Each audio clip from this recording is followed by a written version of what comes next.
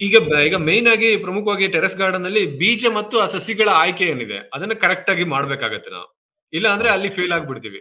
So ಆ ಬೀಜ ಮತ್ತು ಸಸಿಗಳ ಆಯ್ಕೆನ ಯಾವ ರೀತಿಯಾಗಿ ಮಾಡ್ಬೇಕು? ಎಲ್ಲಾದ್ರೂ ಪರ್ಟಿಕ್ಯುಲರ್ ಪ್ಲೇಸ್ ಇದೆಯಾ? ಅಥವಾ ಗವರ್ಮೆಂಟ್ ಇಂದ ಏನಾದ್ರು ಸಿಗುತ್ತಾ? ಹೇಗೆ ನೀವೆಲ್ಲಿಂದ ಕಲೆಕ್ಟ್ ಮಾಡ್ತೀರಾ? ನಾವು ಬೀಜ ನಾನು ಹೇಳೋದು ಅಷ್ಟೊಂದು ತಲೆ ಕೆಡ್ಸ್ಕೊಂಬಿಡಿ. ಓಕೆ. ಬೀಜ ನಿಮ್ಗೆ ಲಾಲ್ಬಾಗಲ್ಲೂ ಸಿಗುತ್ತೆ, ಎಲ್ಲ ಕಡೆ ಸಿಗುತ್ತೆ. ಹ್ಮ್ ಹ್ಮ್. ನಾವು ನೀವ್ ಹೇಳಿ ಕರೆಕ್ಟ್. ಇದ್ರ ಬಗ್ಗೆ ತುಂಬಾ ಜನ ಮಾತಾಡ್ತಾರೆ. ಹ್ಮ್. ಅಂತ ಬೀಜ ಇಂಥ ಬೀಜ, ಇಷ್ಟ ಹಳೆ ಬೀಜ, ಈ ನಾಟಿ ಬೀಜ, ಅದೆಲ್ಲ ವರಿ ಮಾಡ್ಬಿಡಿ. ಯಾಕಂದ್ರೆ ಓಕೆ. ನಮ್ಗೆ ಅಷ್ಟೊಂದು ಡಿಟೇಲ್ ಆಗಿ ಹೋಗೋದ್ರೆ ಆಮೇಲೆ ಸೈಂಟಿಸ್ಟ್ ಆಗ್ಬಿಡ್ತೀವಿ. ಅದು ಕಷ್ಟ ಆಮೇಲೆ ಮಾಡೋದು. ಓಕೆನಾ? Correct, correct. ಸೊ ಅದಕ್ಕೆ ಬೀಜಕ್ಕಿಂತ ಮೇನ್ ಆಗಿ ನಾವು ಏನ್ ಗೊಬ್ಬರ ಹಾಕ್ತೀವಲ್ಲ ಅದು ಇಂಪಾರ್ಟೆಂಟ್ ಓಕೆ, ಓಕೆ. ಅಲ್ವಾ.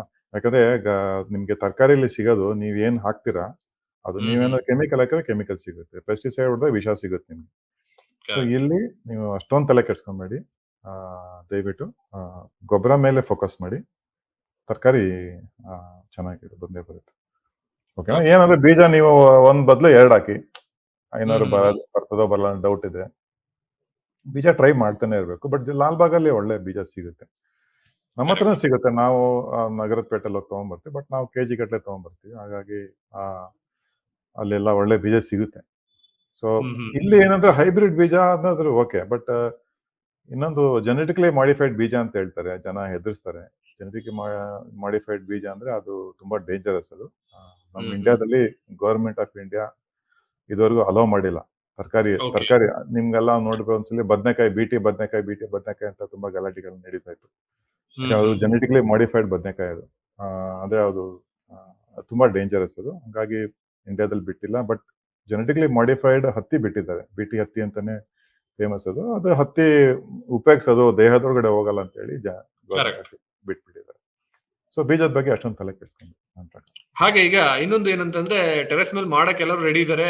ಮನೆಯಲ್ಲಿ ಹ್ಮ್ ಒಬ್ಬರೇ ಇರ್ತೀವಿ. ನಮ್ಗೆ ಟೈಮ್ ಸಾಕಾಗಲ್ಲ ಅದನ್ನ ನೋಡೋದಕ್ಕೆ ಅಲ್ಲ ಅಂತ ಒಂದು ಹ್ಮ್ ಮಾತುಗಳು ಬರುತ್ತವೆ. ಸೊ ಎಷ್ಟು ಹ್ಮ್ ಟೈಮ್ ಬೇಕು ಒಂದ್ ಮನೇಲಿ ಟೆರೆಸ್ ಅಲ್ಲಿ ಇಟ್ರೆ ಎಷ್ಟು ಜನ ಬೇಕು? ನೀವು ಹೇಗೆ ಅದನ್ನ ಮ್ಯಾನೇಜ್ ಮಾಡ್ತೀರಾ ಅಂತ ಓಕೆ. ಅಂದ್ಬಿಟ್ಟು ಅದನ್ನ ಸ್ವಲ್ಪ ಹೇಳಿ. ಓಕೆ, ಒಳ್ಳೆ ಗುಡ್ ಪ್ರಶ್ನೆ. ಆಕ್ಚುಲಿ ನಾನು ಹೇಳ್ದಂಗೆ ನೀವು ನಮ್ ಸರ್ವಿಸ್ ತಗೊಂಡ್ಬಿಟ್ರೆ ದಿನದಲ್ಲಿ 10 ನಿಮಿಷ ಸ್ಪೆಂಡ್ ಮಾಡ್ಬೇಕಷ್ಟೆ. ಓಕೆ, ಓಕೆ, ನಾನು ಓಕೆ. ಅದಕ್ಕೆ 12 ಟ್ರೇ ನಾವ್ ಏನಕ್ಕೆ ಮಾಡಿದ್ವಿ ಅಂತ ಹೇಳಿದ್ರೆ, ಮನುಷ್ಯನಿಗೆ ಟೈಮ್ ಇಲ್ಲ.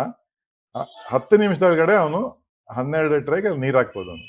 ಆ ತರ ಕರೆಕ್ಟ್. ನಾವು ಪ್ಲಾನ್ ಮಾಡಿರೋದು. ಹ್ಮ್ ಯಾಕಂದ್ರೆ ಹ್ಮ್ ಅದೇ ಹ್ಮ್. ಮೇಜರ್ ಪ್ರಾಬ್ಲಮ್ ಬೆಂಗಳೂರಿನಲ್ಲಿ ನಂಗೆ ಟೈಮ್ ಇಲ್ಲ.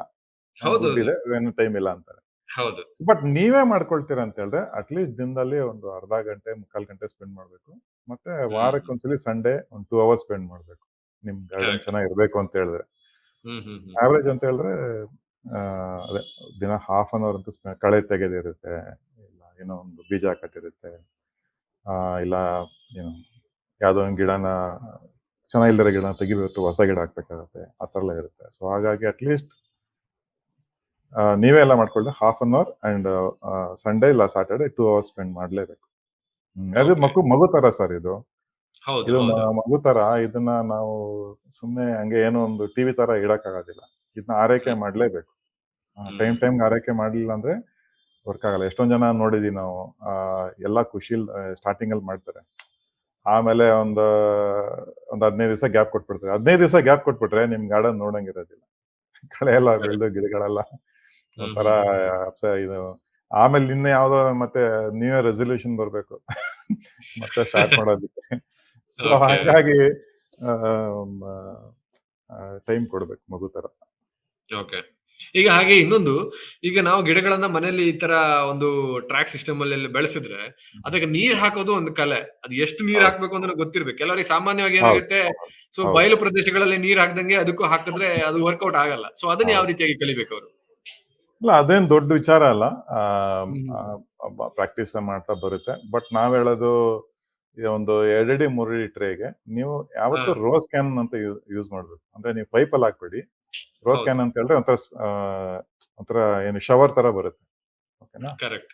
ಅದು 10 ಲೀಟರ್ ಕ್ಯಾನ್ ಅಲ್ಲಿ ಅಟ್ಲೀಸ್ಟ್ 2 ಟ್ರೇಗೆ ಹಾಕ್ಬೇಕಾಗತ್ತೆ. ಹ್ಮ್ ಸೊ ಹ್ಮ್ ಹ್ಮ್. 5 ಲೀಟರ್ ಪರ್ ಟ್ರೇ, 2 ಅಡಿ 3 ಅಡಿ. ಅಂದ್ರೆ ನಿಮ್ಗೆ ಸ್ಕ್ವೇರ್ ಫೀಟ್ ಬಂದಾಗ ನೀವು ಲೆಕ್ಕ ಹಾಕೊಳ್ಳಿ. ಆಲ್ಮೋಸ್ಟ್